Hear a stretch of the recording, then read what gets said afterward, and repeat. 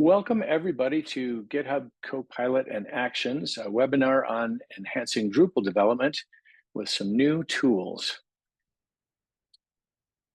I am Jordan Graham. I'm a senior developer with Atten Design Group in Denver, Colorado. And I'm going to start today by talking about GitHub Copilot and GitHub Copilot Chat. They are both AI-powered code completion and auto-suggested tools. They're context sensitive, so they know about your project and know what's going on in your files. And as I'll show you in a minute, a side benefit from using them may be that you would improve your use of code comments. I'll show you what I mean in just a second. Pricing for GitHub Copilot is as you see here. So there's a 30-day free trial for everybody. It's completely free for verified students, teachers, and maintainers of popular open source projects. So if you're a maintainer of a Drupal contrib module, maybe it'll be free for you. For individual developers, it's $100 if you pay annually. If you pay monthly, it's a little bit more than that. Like it comes out to more than $100 a year.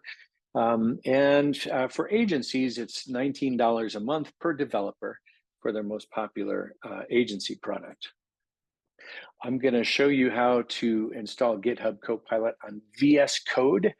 I don't use phpStorm. When I was looking around for installation instructions, there's a lot of it out there, but I don't speak that language, so I'm going to show you how to do it in VSCode. You install it via an extension, and this is what the extension looks like. So to go ahead and install that, and on the settings, click on the settings icon there, and if VSCode knows you as an individual, there will be a button that says sign up for GitHub Copilot. And if it recognizes you as part of an organization, that button will say request access from your organization. And so both of those are done via buttons in the extension settings, and that handles, who's getting paid for what, and off you go. So I'm going to show you some examples. I'm going to show you how to use GitHub Copilot Chat and Copilot itself to write functions, create classes, and so on. And I'm going to show you a little bit about the user interface for the code autocomplete suggestions from GitHub Copilot. So I'll start with something super basic, letting Copilot Chat alter a form. So the way that you would do this is you open your modules .module file, and then in the Copilot Chat window in your IDE, give clear instructions. So the instruction I gave in this example is alter the form with ID node page form. So in other words, the node page form, to add a dictionary definition of tacos beneath the page title. So that was my instruction. And what you see on the right-hand side over here, this is what GitHub Copilot Chat suggested for me. So I just want to point out a couple of things. One is it knows my GitHub demo module file is open, so it knows to name the function properly. And it suggested this logic. So if form ID is node page form, define something and add that to the form. Pretty simple, pretty basic. In the top right corner of that GitHub Copilot Chat window, there are these little icons. If you want to copy and paste, that's nice. This is the Insert at Cursor button. You can so on the right-hand side in your module file, you can have your cursor exactly where you want this function to appear. Click on that button, and it'll pop it in there. You can use it, sequentially, like over and over, to help add more logic to your code. So as you see on the left here, this is what I asked Copilot Chat to do: add logic to only alter forms for users who don't have the administrator role. And so this is on the right, you see what GitHub Copilot Chat suggested. So we have all of our logic from previously, but now we're doing get the current user, and we're checking on the role and only acting if the role of administrator exists. Now, some of you may already see a problem, and if so, congratulations. And if not, don't worry. I'll show you what I mean in a second when I talk about some limitations that I've seen with Copilot and Copilot Chat. The long and the short of it is that you still get to be the developer here. These are pretty new tools, and they're remarkably sophisticated. but they still make some sort of basic mistakes, and then maybe mistakes that go a little outside of what Drupal coding standards requires. So here's an example. I've said, write a controller for a page that renders a recipe for authentic street tacos only to users with the administrator role, and return a 403 otherwise. So it said here, how about this controller, the taco recipe controller? And it's really similar to what you saw a moment ago in my form alter, getting our current user, we're checking for a role, and if the role is there, then we do this thing, and if not, we return a 403. So the limitations I want to point out is here my IDE is complaining that has role is undefined here. And so what Copilot Chat didn't know is that when you call a current user off of Drupal like this, you get an account proxy interface. You don't get the user object. And so that's not how you would check whether the role administrator is owned by that user. You just can't do that. So that was one mistake. And the other thing I want to point out is here we are in object-oriented code in a Drupal controller, and it's suggesting that we call current user statically like this instead of using dependency injection. So you could always say update your controller to use dependency injection for the current user. But this is my point, is that as you use these tools, it's going to still leave you something to do as a developer. You need to test your code and run through it, and you'll see some obvious mistakes, and there might be some that are not so obvious. So so let's move over from Copilot Chat, which is that little chat window, over to Copilot itself. So if I'm editing one of my files in the IDE, while I'm working in that file, Copilot is sort of paying attention to what I'm doing. And so here's an example. When I was tinkering with that view method in the controller, the taco recipe controller we just saw, I inserted this comment here, load the user object. And when I hit enter, this autocomplete suggestion appeared on my page. It's basically saying, do you mean this? Set current user to the user load, loading the user object from that account proxy interface. And if I hit tab, that becomes part of my code. Bear in mind, it's still sort of making the mistake of not using dependency injection, but I'm going to wave my hands at that and move on. You can also do it sort of iteratively. So what I gave you before was an example of doing a simple thing, a one-line action, loading a user object. If I do something that's a little more complicated, like loop through admin users and set eats tacos to true for each user, you'll see as this GIF is going over and over that the first thing it does is it says, okay, we're going to need to know who the admin users are. And that's my chance to change that logic and determine my admin user array differently. And then once it has the admin user array defined, then it suggests the for each loop. So it'll give you a chance to tab through, accept what you want, write some logic if you don't want their autocomplete suggestions, and so on. So it's more than just one line at a time. You can create functions off of Drupal hooks using doc blocks alone. So in this example, I entered a doc block for a function that would implement hook preprocess hook for user templates, and I hit enter. And as soon as I hit enter, as you see, GitHub Copilot said, "You mean this?" And it gave me a bunch of logic. It named it correctly, as it knows that I'm in the GitHub demo module file, and it knows that if we're pre-processing hook for user templates, it's a pre-processed user, and it added some logic for me. This logic might have nothing at all to do with how I want to pre-process the user, but it really gets me started. You'll also notice that when I hit tab once, it hasn't closed the function out. So if I hit enter, it'll suggest that we close the function. So that's how you can start a function using a Drupal hook, but it also works for functions that have nothing to do with Drupal hooks. So for example, I wrote a doc block to write a helper function that accepts a user ID and sets field each tacos to true. So here it named the function for us, and it correctly accepted the parameter of UID. It didn't typecast or it didn't identify what type UID is, and there might be some picky people that would say, oh, you need to do that. But what I'm pointing out here is that it can write custom functions for you that have nothing to do with Drupal hooks. There was a tool out a few years ago that could start a function for you in VSCode if you were doing an implementation of a Drupal hook, but this is way beyond that. And I'll take some questions on GitHub Copilot and Copilot chat here in just a few minutes, but for now I want to move over to talk about GitHub Actions.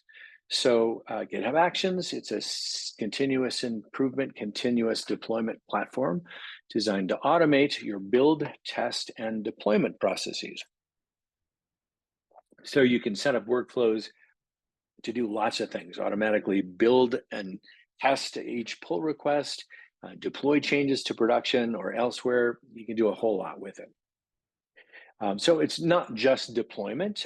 Beyond DevOps tasks, GitHub Actions can also do things in your repository itself. So GitHub Actions can comment on your pull request. So there's a lot that it can do that goes beyond just deploying code. And the good news is that you and I stand on the shoulders of a global community of smart developers who are writing GitHub Actions, and lots of actions are open source and we can use them. So I want to give you an example. We're going to get a little into the weeds here. So I'll just start by setting up some assumptions. Generally speaking, we're going to look at a project that uses Pantheon for hosting, where the repositories, the canonical repository is at GitHub, and we're going to use GitHub Actions. So Atom Design moved over to GitHub Actions at least partly in response to the cost of using Circle CI for building and testing and so on. And so this removed our dependency on Circle CI, and it moved all those processes over to GitHub. So my assumptions, again, you're using Pantheon for hosting. You've got either a Pantheon upstream or an empty upstream, so it works either way. And you're either using GitHub now or you plan to be shortly. Things to know as we look at what I'm going to show you, I use the word main for the default branch name in GitHub. The community has largely gotten away from using master as that branch name. Pantheon, however, has that really hard-coded deep in its systems, and so they still use master as the canonical branch. So what I want to point out to you is that if you push code to GitHub main, the same code is going to be deployed to Pantheon master with a force push. That might scare you, but it shouldn't, I'll tell you, because we're using GitHub as our main repository. We're only using Pantheon's repository for deployment purposes. So don't worry about the force push. But the point is that Pantheon master will always be up to date with your main branch at GitHub. And another thing that will come into play in the example I'm showing you is that your feature branch needs to have a branch name that looks like this. It's going to be the word feature / and then some branch. And when we open a pull request, I'm going to show you that we're going to create a multi-dev environment at Pantheon specifically for this pull request. And so our branch name needs to be something that Pantheon can use for a multi-dev environment.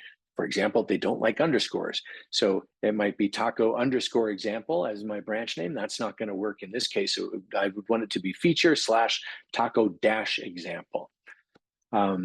So it will create a multi-dev environment when you create the pull request. And if you ever push code to your feature branch while that pull request is still open, it'll redeploy to the same multi-dev environment in Pantheon. It'll just update that multi-dev environment with your new code. So I talked about this. When a pull request is merged, it's automatically going to get pushed to Pantheon master. And of course, Pantheon master in their system is always deployed to their dev environment. So when a PR is merged, that logic is going to be in place in the Pantheon dev environment. I left it so that deploying to test or live and the Pantheon ecosystem is still a manual process, still a human being involved. That's just the way I did it. It's not necessarily the way that has to be done. So generally speaking, there's 3 main steps in setting up. We need to grant access to our project on Pantheon to a CI user. And we add a bunch of secrets and variables to GitHub. And then we add our GitHub Actions files in our repository. So that CI user, let's talk about that for a second. You may have to create an email account within your organization specifically for CI, because we need to invite this user to join Pantheon projects. So you may have something like that already in existence. You might have to create it. But once that user account exists in your world, as an admin in the Pantheon account, add the CI user to that project. Then you can log out as that admin and log in as the CI user and create a machine token and create an SSH key and add that public key to Pantheon. And what you're doing here is you're giving this bot access to the project on Pantheon so that it can authenticate using a machine token and so on. Next, we need to add secrets and variables to the repository in GitHub. In this screen grab that you're looking at here, I'm on the settings tab of my repository at GitHub. Now, if you can't see the settings tab on the repository, that means that within your organization, your user account doesn't have that role or those permissions. So you might have to ask somebody to bump your role or permissions, or you might have to ask a colleague to do this part for you. Somebody with access to settings is going to click on settings, and then down here on the left, we have secrets and variables, and there's some for actions, code spaces, and dependabot. I'm on secrets and variables for actions. Specifically, I'm on the secrets tab here. So these are the secrets that we'll be using shortly. I just want to show you where we put them in and what we're doing. So I've got a Pantheon machine token. That's the one that we talked about where the CI user creates a machine token. We have GitHub Actions post to some Slack channels, some internal Slack channels, just to report on how GitHub Actions are going. And so that there's a bot token and there's an SSH private key. So those are the secrets. Variables, we got a few more. We have to create a variable within our project on GitHub that identifies the Pantheon site, because GitHub Actions is going to be using Terminus. So Terminus requires a site machine name. Otherwise, it doesn't know, which site you want the Terminus command to act on. So we need to tell that to GitHub. We need to add, remember, we're going to be pushing code to the Git repository on Pantheon. So we need that Git remote. So go ahead and grab that Git URL from Pantheon for your project. We have to decide from which environment we want to create clones. So remember, we're going to create a multi-dev environment for every pull request. So do we want to clone the dev environment? Do we want to clone live? This is totally up to you. Depends on where you are in the project, perhaps. But we're going to use that variable in our actions and our workflow. So I want to define that here. We also set a PHP version for the project. We tell which Slack channel do we want the messages to go into. And in the example I'm showing you, I'm not actually using a theme path, but if you had a build job in your GitHub workflow, CI user is going to need to know where your theme lives so that it can go there and build your theme for you. So with that, by the way, I put together some super basic stuff here at a public repository on GitHub. And I want to just show you some of that right now. So let me make this bigger so we can look at it. So let me go back to the README file here. Just so you know, this is basically, it's a Drupal 11 project. It's really intended just to share with you the GitHub workflows that I have. It's not intended as something you should, clone and spin up in your local and expect it to work. So, but the workflows should be useful to you. So with that, you're looking on the left, this is a super basic Drupal 11 project structure. But this is new, the GitHub directory, the .github directory, and within it, I've got these workflows defined. So let me show you how I use some of those secrets and variables. I talked about how we're going to create a multi-dev environment for every pull request that's opened against the main branch. So let's look at that together, and I'm going to make this a little bit better, easier to read, hopefully. There we go. So this is the workflow that deploys to multi-dev. So it's a YAML file, so its structure may be familiar to you. And I find it to be pretty easy to read. This is going to operate on pull requests against the main branch. That's how that works. You can also have an action run, a workflow run against, a combination of branches. So branches like main or stage. Here we just have it defined for pull requests against main. And there's one job defined in this workflow. This is just a deploy. Again, you may be wanting to run some tests. You may be wanting to build your theme. I'm just going to show you how we use some open source tools to do some deployment. So it evaluates a conditional at the very beginning. So if the feature branch starts with our string that I showed you earlier, feature slash, then let's keep going. And if we've got a branch name hotfix or something that doesn't start with feature slash, GitHub Actions is going to ignore the rest of this workflow. So here are the steps. When you see a uses statement like this, that's basically calling, it's like a use statement in a PHP code. It basically brings in this action defined elsewhere on GitHub. So if you go to GitHub and you search for action/checkout, you're going to come up with this GitHub action that somebody has made public that we can all use. So similarly, when we set up PHP in our Ubuntu machine, we're using a public domain GitHub action, and we're passing it a variable called PHP version, and there's where we access our PHP version variable that we set earlier. You'll see that a couple of statements that just have a run command in them. That means this is just going to be something that you could type into at the command line if you were logged into that machine. We're going to add an SSH key. So basically we set some global configs for Git. We add an SSH key, and here's where we pull the secret, that SSH private key secret that we stored earlier. And as you may know, storing secrets on GitHub is much more secure. Once you store them, they can never be viewed again. They can only be replaced or deleted. So that keeps your code secure. And then we set up the Pantheon remote, and we create a variable here called Pantheon multi-dev. Let's look at that for just a second.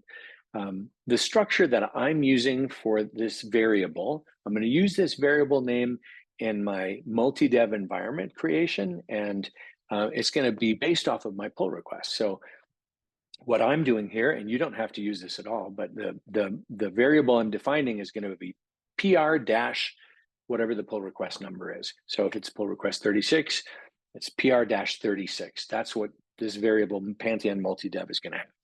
We'll use it in a second. Then we install Terminus. This is Pantheon's own GitHub action that they've written for us. And we pass to it the machine token that we set as a secret earlier. And so here we begin the process of actually working with Pantheon.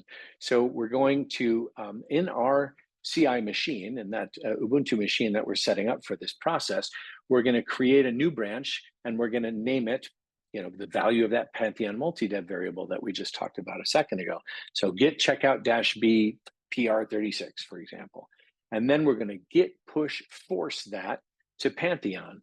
So no big deal. This is just a pull request branch. It has no impact on anything that's currently hosted at Pantheon yet. So we need to now either create or update our multi-dev environment. So that's a Terminus command. That's why we installed Terminus a couple steps earlier. And we're using Terminus environment create. We need to give Terminus the Pantheon site, like which project are we talking about, and from which environment do we want to clone when we create the new multi-dev environment. We set both of those up as variables at the GitHub project level a few slides back. So it's going to create that environment. It's going to be called the value of that Pantheon multi-dev, and we're going to continue on error So for example, if we create a pull request and it creates the multi-dev environment, and then we think of something we want to add to the pull request and we push to our feature branch, it can't create a new multi-dev environment, but it can, the create will fail, and that's okay. We don't need to create it because it exists. These steps here are examples of how GitHub workflows can interact with your repository itself.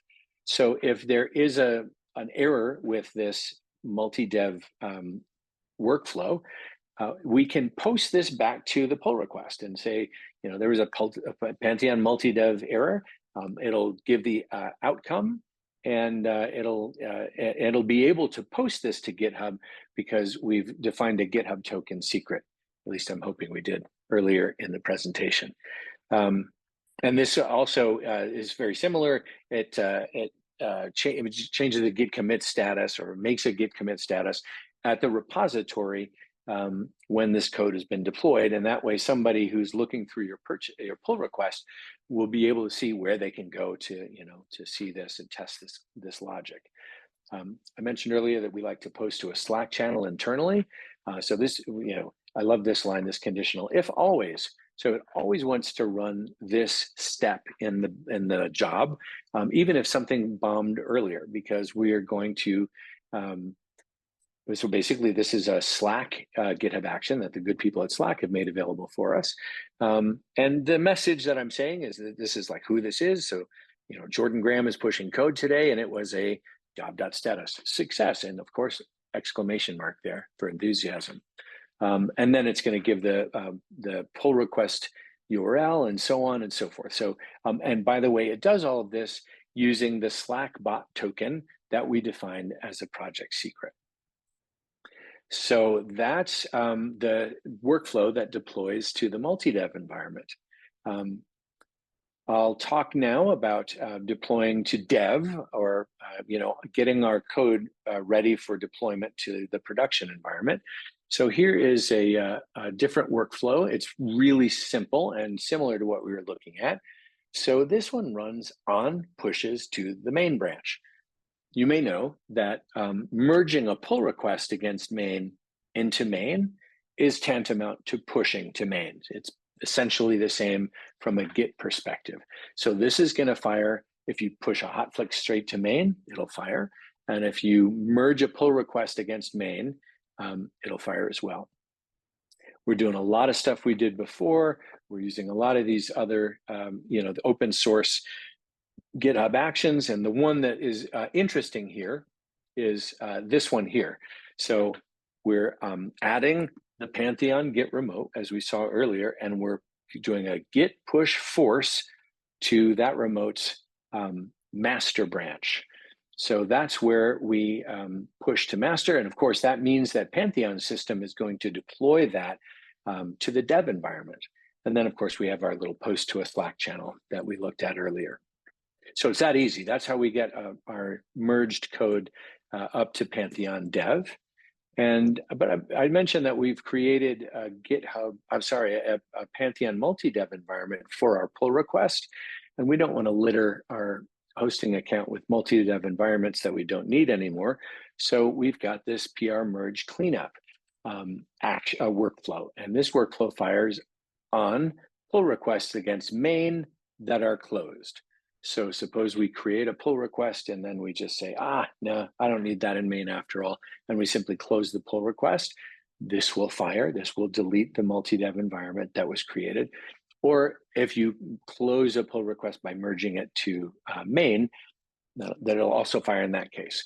And again, we're using a bunch of open source stuff. We're installing Terminus. And then this is the meat of this particular workflow. We're running the Terminus multi-dev delete command, and again, giving it the value of the Pantheon site variable, and then the environment variable that we just created a moment ago, the Pantheon multi-dev. So that's how we make sure that our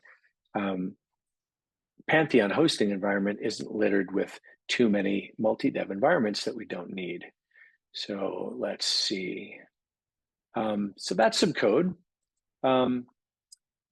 I bet you do want to run some tests. This is a really common use of continuous integration, continuous deployment. I'll just say that I haven't done automated testing with GitHub Actions yet, but I did find this promising repo, and this is going to be available to you after the webinar. So with any luck at all, this is going to be useful to you in incorporating testing into your GitHub workflows.